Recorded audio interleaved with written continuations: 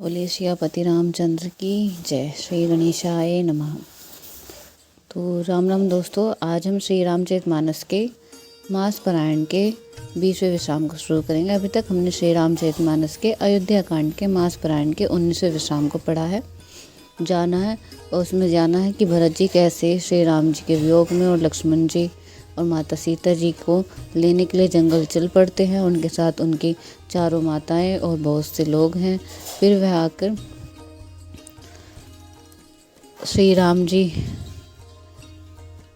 को ढूंढने के लिए चलते हैं, जहाँ पे रास्ते में उनको निषाद राज जी मिलते हैं। निषाद राज जी उनको मार्गदर्शन करते हैं। फिर उनको गुरु अगस्त्य भी मिलते हैं।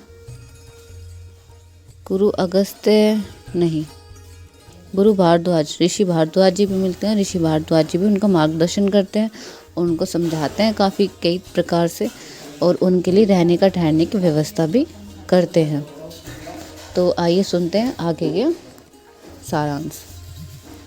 लेके प्रभु सियापति रामचंद्र जी का नाम और शुरू करते हैं। बोलिए सियापति रामचंद्र की जय। श्री गणेशाय नमः।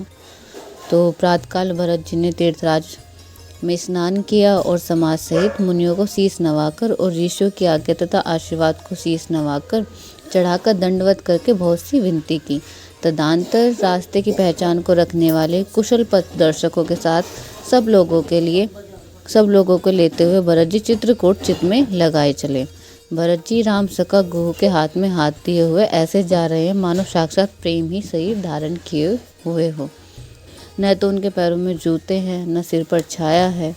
उनका प्रेम, नियत, व्रत और धर्म निष्कपट सच्चे हैं। वे सखा निषाद राज से लक्ष्मण जी, श्री रामचंद्र जी और सीता जी के रास्ते की बातें पूछते हुए वह कोमल वाणी से कहता है कि श्री रामचंद्र जी के ठहरने की जगहों और वृक्षों को देखकर उनके हृदय में प्रेम रोके नहीं रुकता। भरत जी की यह दशा देखकर देवता फूल बरसाने लगे। पृथ्वी कोमल हो गई और मार्ग मंगल का मूल बन गया। बादल छाया किए जा रहे हैं और सुख देने वाली सुंदर हवा बह रही है। भरत जी के जाते समय मार्ग जैसा सुखदायक हुआ वैसा श्री रामचंद्र जी को भी नहीं हुआ था।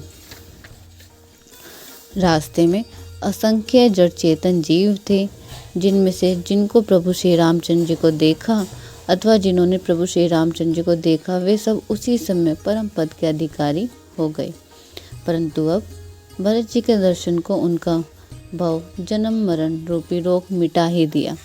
श्री रामचंद्र जी के दर्शन से तो वह परम पद के अधिकारी हो ही गए थे, परंतु भरत जी के दर्शन से उन्हें वह परम आनंद प्राप्त हो गया। भरत जी के लिए यह कोई बड़ी बात नहीं है, जिन्हें श्री रामचंद्र जी स्वयं अपने मन से स्मरण करते रहते हैं। जगत में जो भी मनुष्य एक बार राम कह लेते हैं वे तारने के वाले हो जाते हैं। फिर भरत जी तो श्री रामचंद्र जी के प्यारे हैं और उनके छोटे भाई ठहरे, तब भला उनके लिए मार्ग सुखदायक कैसे न हो। सिद्ध, साधु और श्रेष्ठ मुनि ऐसा कह रहे हैं और भरत जी को देखकर हृदय में हर्ष लाभ करते हैं। भरत जी के इस प्रेम को प्रभाव को देखकर देवराज इंद्र को सोच हो गया कि कहीं इनके प्रेमवश श्री राम जी लौट न जाए और हमारा बना बनाया काम बिगड़ न जाए। संसार भले के लिए ही भला और बुरे के लिए बुरा है। मनुष्य जैसा आप होता है जगत में उसे वैसे ही दिखता है। उसने गुरु बृहस्पति से कहा कि हे प्रभु, वही उपाय कीजिए जिससे श्री रामचंद्र जी और भरत जी की भेंट ही ना हो। श्री रामचंद्र जी संकोच और प्रेम के वश हैं और भरत जी प्रेम के समुद्र हैं। बनी बनाई बात बिगाड़ना चाहते हैं, इसलिए कुछ छल ढूंढकर इसका उपाय कीजिए। इंद्र के वचन सुनते ही देव गुरु बृहस्पति जी मुस्कुराए। उन्होंने 1000 नेत्रों वाले इंद्र को ज्ञान रूपी नेत्रों के रहित मूर्ख समझा और कहा, हे देवराज, माया के स्वामी श्री रामचंद्र जी के सेवक के साथ कोई माया करता है तो वह उलटकर अपने ही ऊपर आ पड़ती है। उस समय पिछली बार तो श्री रामचंद्र जी का रुख जानकर कुछ किया था, परंतु इस बार कुछ चाल करने की से हानि ही होगी। हे देवराज, श्री रघुनाथ जी का स्वभाव सुनो। वे अपने प्रति किए हुए अपराध से कभी रुष्ट नहीं होते, पर जो उनके लिए उनके भक्त को अपराध करता है वह श्री रामचंद्र जी के क्रोध अग्नि में जल जाता है। लोक और वेद दोनों में इतिहास प्रसिद्ध है। इस महिमा को दुर्वासा जी जानते हैं सारा जगत श्री राम को जपता है। वे श्री रामचंद्र जी जिनको जपते हैं, उन भरत जी के समान श्री रामचंद्र जी का प्रेमी कौन होगा। हे देवराज, रघुकुल श्रेष्ठ श्री रामचंद्र जी भक्त का काम बिगाड़ने वाली बात मन में न लाइए। ऐसा करने से लोकों में अपयश और परलोक में दुख होगा और शोक का सामान दिनों दिन बढ़ता ही चला जाएगा। हे देवराज, हमारा उपदेश सुनो। श्री रामचंद्र जी को अपना सेवक परम प्रिय है। वे अपने सेवक की सेवा को सुख मानते हैं और सेवक के साथ वैर करने से बड़ा भारी वैर मानते हैं। यद्यपि वे सम हैं, उनमें न राग है न रोष है और न ही किसी का पाप पुण्य गुण दोषी ग्रहण करते हैं। उन्होंने विश्व में कर्म को ही प्रदान कर रखा है। जो जैसा करता है वो वैसा ही फल भोगता है। तदपि वे भक्त और अभक्त के हृदय के अनुसार सम और विषम व्यवहार करते हैं। भक्तों को प्रेम से गले लगा लेते हैं और अभक्तों को मारकर तार देते हैं। गुण रहित, निर्लेप, मान रहित और सदा एक राम भगवान श्री राम भक्तों के प्रेमवशी सगुन हुए हैं। श्री रामचंद्र जी सदा अपने सेवकों की रुचि रखते आए हैं। वेद, पुराण, साधु, देवता इनके साक्षी हैं। ऐसा हृदय में जानकर कुटिलता को छोड़ दो और भरत जी के चरणों में सुंदर प्रीति करो। हे देवराज इंद्र, श्री रामचंद्र जी के भक्त सदा दूसरों के हित में लगे रहते हैं। वे दूसरे के दुख से दुखी और दयालु होते हैं। फिर भरत जी तो भक्तों के शिरोमणि हैं, उनसे बिल्कुल ना डरो। प्रभु श्री रामचंद्र जी सत्य प्रतिज्ञा और देवताओं के हित करने वाले हैं और भरत जी श्री रामचंद्र जी के आज्ञा के अनुसार चलने वाले हैं। तुम व्यर्थ ही स्वार्थ के विशेष वश होकर व्याकुल हो रहे हो। इसमें भरत जी का कोई दोष नहीं है, तुम्हारा ही मोह है। देवगुरु बृहस्पति जी की श्रेष्ठ वाणी सुनकर इंद्र के मन में बड़ा आनंद हुआ और उनकी चिंता मिट गई। तब हर्षित होकर देवराज फूल बरसाकर भरत जी के स्वभाव की सराहना करने लगे। इस प्रकार भरत जी मार्ग में चले जा रहे हैं। उनकी प्रेममयी दशा देखकर मुनि और सिद्ध लोग भी सिहाते हैं। भरत जी जब ही राम कहकर लंबी सांस लेते हैं, तभी चारों ओर प्रेम उमड़ जाता है। उनके प्रेम और दीनता से पूर्ण वचनों को सुनकर वज्र और पत्थर भी पिघल जाते हैं। अयोध्यावासियों का प्रेम कहते नहीं बनता। बीच में निवास करके भरत जी यमुना जी के तट पर आए। यमुना जी का जल देखकर उनके नेत्रों में जल भर आया। श्री रघुनाथ जी श्याम रंग का सुंदर जल देखकर सारे समाज सहित भरत जी प्रेम विहल होकर श्री रामचंद्र जी के विरह रूपी समुद्र में डूबते डूबते विवेक रूपी जहाज पर चढ़ गए। अर्थात यमुना जी का श्याम वर्ण जल देखकर सब लोग श्याम वर्ण भगवान के प्रेम में विहल हो गए और उन्हें न पाकर विरह व्याता से पीड़ित हो गए। तब भरत जी का यह ध्यान आया कि जल्दी चलकर उनके साक्षात दर्शन करेंगे। इस विवेक से वे फिर उत्साहित हो गए। उस दिन यमुना जी के किनारे निवास किया। समय अनुसार सबके लिए खान पान आदि का सुंदर व्यवस्था हुई। निषाद राज ने सनेत पाकर रात ही रात में घाट घाट की अगणित नावें वहां आ गई, जिनका वर्णन नहीं किया जा सकता। सवेरे होते ही खेवे में सब लोग पार हो गए और श्री रामचंद्र जी का सखा निषाद राज जी इस सेवा से संतुष्ट हुए। फिर स्नान करके और नदी का शीश नवाकर निषाद राज जी साथ दोनों भाई चले। आगे अच्छी अच्छी सवारियों पर श्रेष्ठ मुनि है और उनके पीछे सारा राज समाज जा रहा है। उसके पीछे दोनों भाई बहुत सादे भूषण वस्त्र और वेश से पैदल चल रहे हैं। सेवक मित्र और मंत्रियों के पुत्र उनके साथ हैं।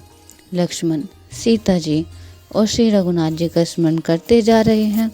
जहाँ जहाँ श्री रामचंद्र जी ने निवास और विश्राम किया था, वहाँ वहाँ वे प्रेम सहित प्रणाम करते हैं। मार्ग में रहने वाले स्त्री पुरुष यह सुनकर घर और कामकाज छोड़कर दौड़ पड़ते हैं। उनके रूप, सौंदर्य और प्रेम को देखकर ये सब जन्म लेने का फल पाकर आनंदित होते हैं। गाँव की स्त्रियां एक दूसरे से प्रेम पूर्वक कहती हैं कि सखी ये राम लक्ष्मण है कि नहीं। हे सखी, इनकी अवस्था, शरीर और रंग रूप तो वही है। शील, स्नेह उसी के सदृश है और चाल भी उन्हीं के समान है। परंतु हे सखी, इनका न तो वेश वल्क वस्त्रधारी मुनिवेश है, ना सीता जी ही संग है, और इनके आगे चतुरंगिनी सेना चल रही है। फिर इनके मुख प्रसन्न नहीं है, इनके मन में खेद है। हे सखी, इसी भेद के कारण संदेह होता है। उनका युक्ति अन्य स्त्रियों को मन को भाया। सब कहते हैं कि इनके समान शयानी चतुर कोई नहीं है। उनकी सराहना करके और तेरी वाणी सत्य है, इस प्रकार उनका सम्मान करके दूसरी स्त्री मीठे वचन बोली। श्री राम जी के राज तिलक का आनंद जिस प्रकार से भंग हुआ था, वह सब कथा प्रसंग प्रेमपूर्वक कहकर फिर वह भाग्यवती स्त्री श्री भरत जी के शील, स्नेह और स्वभाव की सराहना करने लगी। वह बोली, देखो ये भरत जी के पिता के दिए हुए राज्य को त्याग कर पैदल चलते हैं और फलाहार करते हुए श्री रामचंद्र जी को मनाने के लिए जा रहे हैं। इनके समान आज कौन है। भरत जी के भाईपना, भक्ति और उनके आचरण कहने और सुनने के दुख और दोषों से हरने वाले हैं। जैसे कि उनके संबंध में जो कुछ भी कहा जाए वह थोड़ा है। श्री रामचंद्र जी के भाई ऐसे क्यों ना हो। छोटा भाई शत्रुघ्न सहित भरत जी को देखकर हम सब भी आज धन्य बड़ी भागनी स्त्रियों की गिनती में आ गई। इस प्रकार भरत जी के गुण सुनकर और उनकी दशा देखकर स्त्रियां पछताती हैं और कहती हैं, ये पुत्र कैकई जैसी माता के योग्य नहीं है। कोई कहती है, इसमें रानी का भी दोष नहीं है, सब विधाता की ही किया है जो हमारे अनुकूल है। कहाँ तो हम लोक और वेद दोनों की विधि मर्यादा से हीन, कुल और करतूत दोनों से मलिन तुच्छ स्त्रियां जो बुरे देश, जंगली प्रजा प्रांत और बुरे गांव में बसती हैं, और स्त्रियों में भी नीच स्त्रियां हैं। और कहाँ ये महान पुण्य के परिणाम स्वरूप इनका दर्शन। ऐसा ही आनंद और आश्चर्य गांव गांव में हो रहा है, मानो मरुभूमि में कल्प वृक्ष उग गया हो।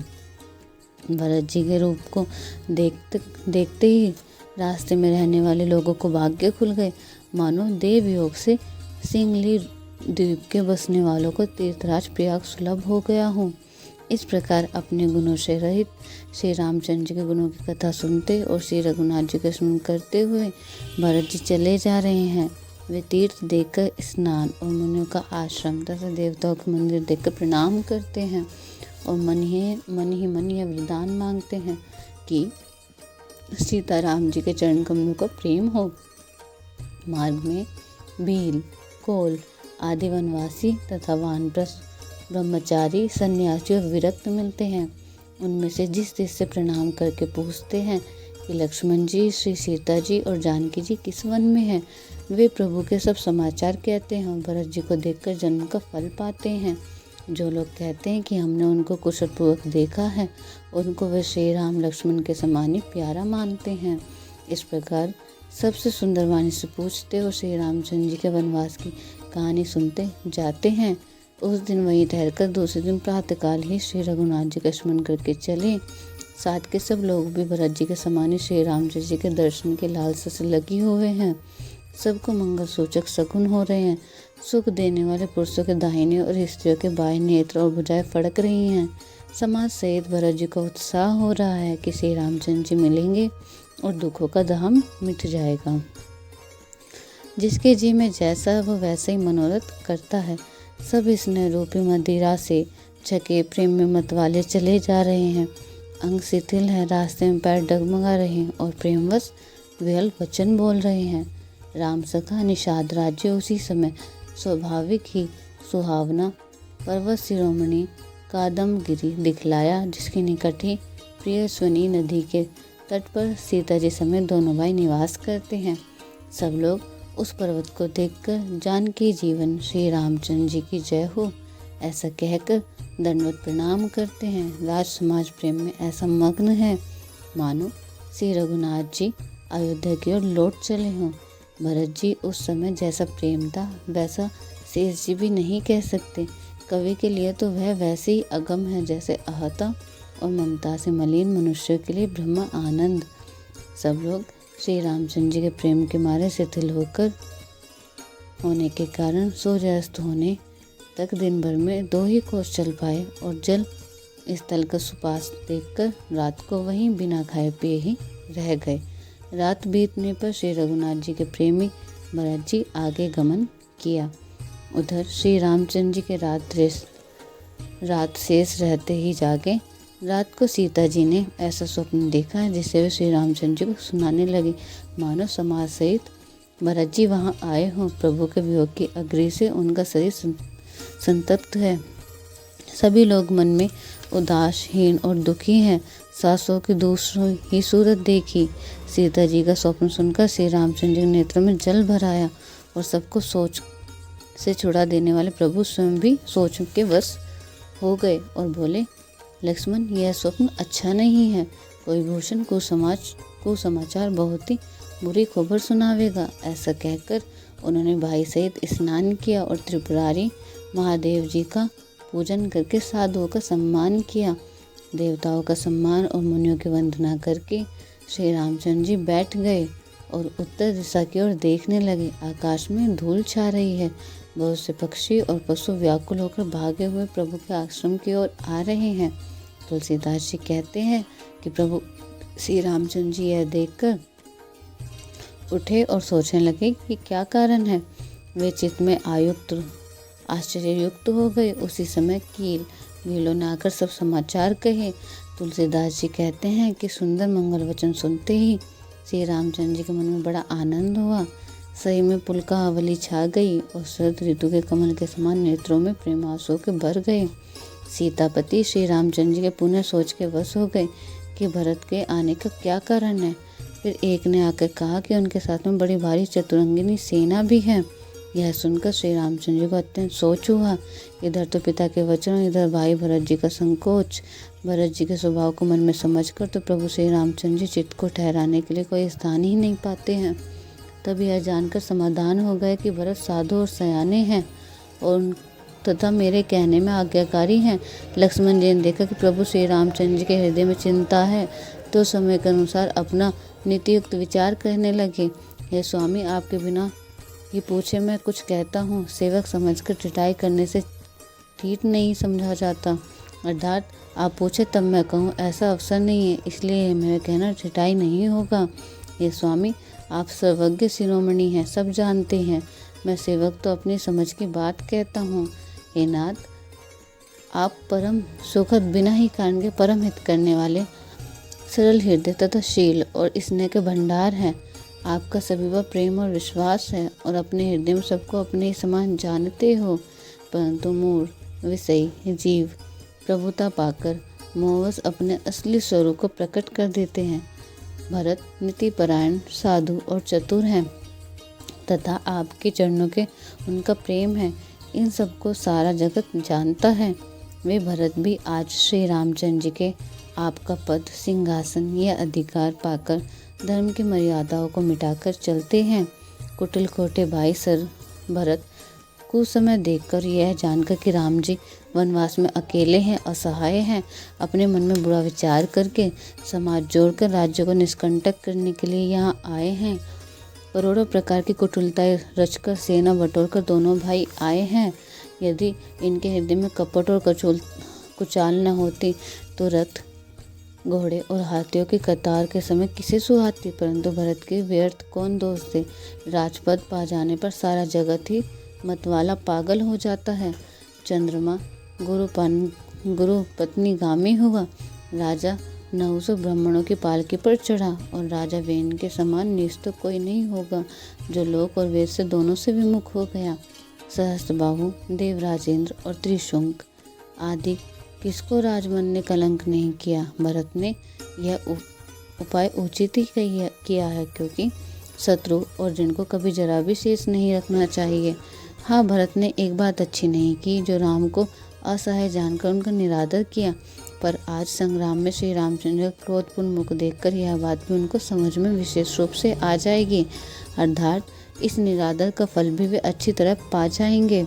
इतना कहते ही लक्ष्मण जी नीतिरस भूल गए और युद्ध रस रूपी वृक्ष पुलकावलो बहाने से फूल उठा, अर्थात नीति के साथ बात कहते कहते उनके शरीर में वीर रस छा गया।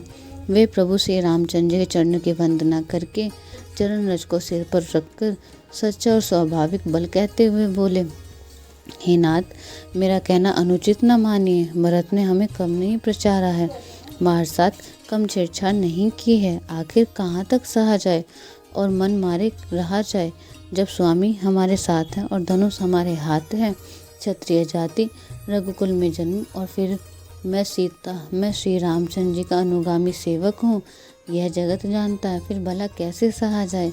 धूल के समान नीच कौन है, परंतु वह भी लात मारने पर सिर ही चढ़ती है। यो कहकर लक्ष्मण जी ने उठकर हाथ जोड़कर आज्ञा मांगी।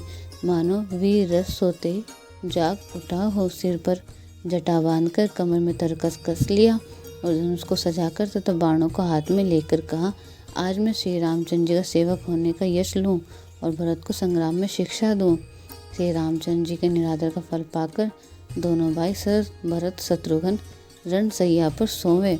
अच्छा हुआ जो सारा समाज आकर एकत्र हो गया। आज मैं पिछला सब क्रोध प्रकट करूंगा। जैसे सिंह हाथियों के झुंड को कुचल डालता है और बाज जैसे लेवी को लपेटे में ले लेता है, वैसे ही भरत सेना समेत और छोटा भाई सहित तिरस्कार करके मैदान में पछाड़ूंगा। यदि शंकर जी भी आकर उनकी सहायता करें तो भी मुझे रामचंद्र जी की सौगंध है, मैं उन्हें युद्ध में अवश्य मार डालूंगा, छोड़ूंगा नहीं। लक्ष्मण जी के अत्यंत क्रोध से तमतमाया हुआ देखकर, उनकी प्रामाणिक सत्य सौगंध सुनकर सब लोग भयभीत हो जाते हैं और लोकपाल घबराकर भागना चाहते हैं। सारा जगत भय में डूब गया। तब लक्ष्मण जी के अपार बाहुबल की प्रशंसा करती हुई आकाशवाणी हुई, हे तात, तुम्हारा प्रताप और प्रभाव को कौन कह सकता है और कौन जान सकता है। परंतु कोई भी काम हो उसे अनुचित उचित खूब सोच समझ कर किया जाए तो वह कोई अच्छा कहते हैं। वेद और विद्वान कहते हैं कि जो बिना विचारे जल्दी में किसी काम को करके पीछे पछताते हैं वे बुद्धिमान नहीं है। देववाणी सुनकर लक्ष्मण जी सकुचा गए। श्री रामचंद्र जी और सीता जी ने उनके आदर के साथ सम्मान किया और कहा, हे तात, तुमने बड़ी सुंदर नीति कही है। ये भाई, राज्य गमन सब में कठिन मद है। जिन्होंने साधुओं को सभा का सेवन सत्संग नहीं किया, वे ही राजा राजमद रूपी मदिरा का आचमन करते हैं, पीते हैं, मतवाले हो जाते हैं। हे लक्ष्मण, सुनो, भरत सरीखा उत्तम पुरुष ब्राह्मणों की सृष्टि में ना तो कहीं सुना गया है ना ही देखा गया है। अयोध्या के राज्य की तो बात ही क्या है।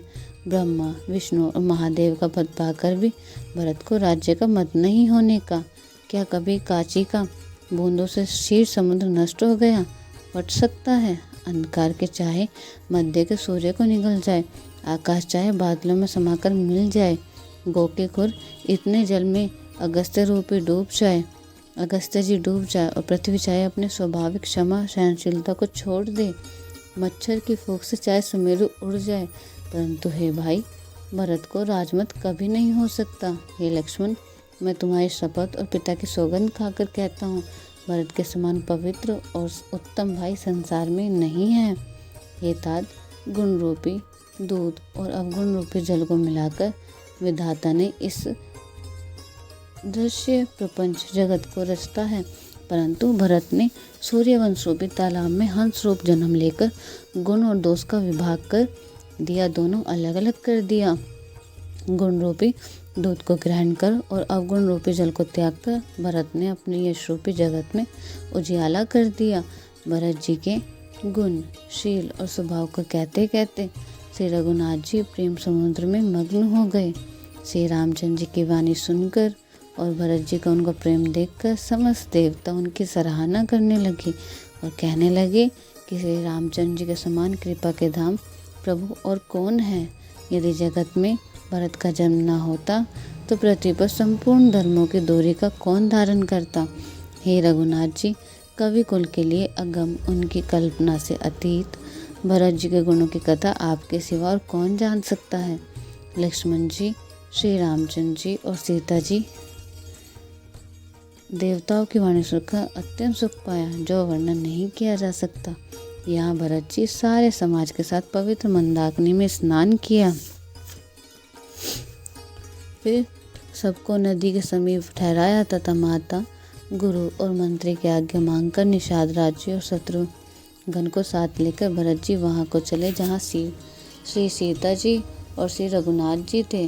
भरत जी अपनी माता कैकेयी की करनी को समझकर याद करके सकुचाते हैं और मन में करोड़ों कुतर्क करते हैं। सोचते हैं कि श्री राम, लक्ष्मण और सीता जी मेरे नाम सुनकर स्थान छोड़कर कहीं दूसरी जगह उठकर न चले जाएं। चाहे मलिन मन जानकर मुझे त्याग दें, चाहे अपना सेवक मानकर मेरा सम्मान करें, कुछ भी करें, मेरे तो श्री रामचंद्र जी की ज्योतिया ही शरण है। श्री रामचंद्र जी तो अच्छे स्वामी हैं, दोस्त तो सब दासों का ही है। जगत में यश के पात्र तो चातक और मछली ही है, जो अपने नेम और प्रेम को सदा नया बनाए रखने में निपुण है। ऐसा मन में सोचते हुए भरत जी मार्ग में चले जाते हैं। उनको सब अंग संकोच और प्रेम से शिथिल हो रहे हैं। माता की हुई बुराई मानो उन्हें लौटाती है, पर धीरज की दूरी धारण करके भरत जी भक्ति के बल से चले जाते हैं। और तब जब श्री रघुनाथ जी के स्वभाव को समझते स्मरण करते हैं तो मार्ग में उनके पैर जल्दी जल्दी पड़ने लगते हैं। उस समय भरत की दशा कैसी है, जैसे जल के प्रवाह में जल के भौरों की गति होती है। भरत जी का सोच और प्रेम देखकर उस समय निषाद विदेह हो गया, देह की सुध-बुध भूल गया। मंगल सगुन होने लगे। इन्हें देखकर और विचार कर निषाद कहने लगे, सोच मिटाओ, हर्ष होगा, पर फिर अंत में दुख होगा। भरत जी के सेवक गुरु के वचन सत्य जाने और वे आश्रम के समीप जा पहुँचे। वहाँ के वन और पर्वतों के समूह को देखा तो भरत जी इतने आनंदित हुए मानो कोई भूखा अच्छा अन्न भोजन पा गया हो। जैसे इति के भय से दुखी हुए और तीनों आध्यात्मिक, आदि दैविक और आदि भौतिक लयों तथा क्रूर ग्रहों और महामारियों से पीड़ित प्रजा किसी उत्तम देश और उत्तम राज्य में जाकर सुखी हो जाए। भरत जी की गति ठीक उसी तरह प्रकार से हो रही है। अधिक जल बरसाना ना बरसाना, चूहों का उत्पात, टिड्डियाँ, तोते और दूसरे राजा की चढ़ाई, खेतों में बाधा देने वाले इन छह उपद्रवों को इर्ति कहते हैं। श्री रामचंद्र जी के निवास के वन की संपत्ति ऐसी सुशोभित है मानो अच्छे राजा को पाकर प्रजा सुखी हो। सुहावना वन ही पवित्र देश है, विवेक उनका राज्य है और वैराग्य मंत्री है। यम, अहिंसा, सत्य, असत्य, ब्रह्मचर्य और अपरिग्रह तथा नियम, सोच, संतोष, तप, स्वास्थ्य और ईश्वर प्राणिधान योद्धा है। पर्वत राजधानी है। शांति और सुबुद्धि दो सुंदर पवित्र रानियां हैं। वह श्रेष्ठ राजा राज्य के सब अंगों से पूर्ण है और श्री रामचंद्र जी के चरणों को आश्रित रहने से उनके चित्त में आनंद या उत्साह है। स्वामी, अमात्य, सुहृद, कोश, राष्ट्र, दुर्ग और सेना राज्य के 7 अंग हैं। मोह रूपी राजा को सेना सहित जीतकर विवेक रूपी राजा निष्कंटक राज्य कर रहा है। उसके नगर में सुख, संपत्ति और सुकाल वर्तमान है। वन रूपी प्रांतों में जो मुनियों के बहुत से निवास स्थान है, वही मानो शहरों, नगरों, गांवों और खेतों का समूह है। बहुत से विचित्र पक्षी और अनेकों पशु ही मानो प्रजाओं के समाज हैं, जिनका वर्णन नहीं किया जा सकता। गैंडा, हाथी, सिंह, बाघ, सूअर, भैंसे और बैलों को देखकर राजा के राज को सराहते हैं। ये बनता है यह सब आपस का वैर छोड़कर जहाँ तहाँ एक साथ विचरते हैं। यही मानो चतुरंगिनी सेना है। पानी के झरने झर कर रहे हैं और मतवाले हाथी चिंगाड़ रहे हैं। वही मानो वहाँ अनेक प्रकार से नगाड़े बज रहे हैं। चकवा, चकोर, पपीहा, तोता, कोयल के समूह और सुंदर हंस प्रसन्न मन से गूंज रहे हैं। भौरों के समूह गुंजार कर रहे हैं और मोर नाच रहे हैं। मानो इस अच्छे राज्य में चारों ओर मंगल हो रहा है। बेल, वृक्ष, तृण सब फल और फूलों से युक्त हैं। सारा समाज आनंद और मंगल का मूल बन रहा है। राम शैल शोभा निरखी, भरत हृदय अति प्रेमो, तापस तप फल पाई जिमि, सुखी सिराने ने मुसियापति राम जय जय राम। अर्थात श्री रामचंद्र जी के पर्वत की शोभा देखकर भरत जी के हृदय में अत्यंत प्रेम हुआ, जैसे तपस्वी नियम की समाप्ति होने पर तप का फल पाकर सुखी होता है। बोले सियापति रामचंद्र की जय। और अभी तक हमने श्री रामचरितमानस के आज मास पारायण के 20वें विश्राम को पढ़ा है, जाना है और नवा पारायण का 5वां विश्राम समाप्त किया है। आगे अब हम मास पारायण के 21वें विश्राम को पढ़ेंगे, लेकिन अगले अध्याय में। तब तक के लिए बोले सियापति रामचंद्र की जय।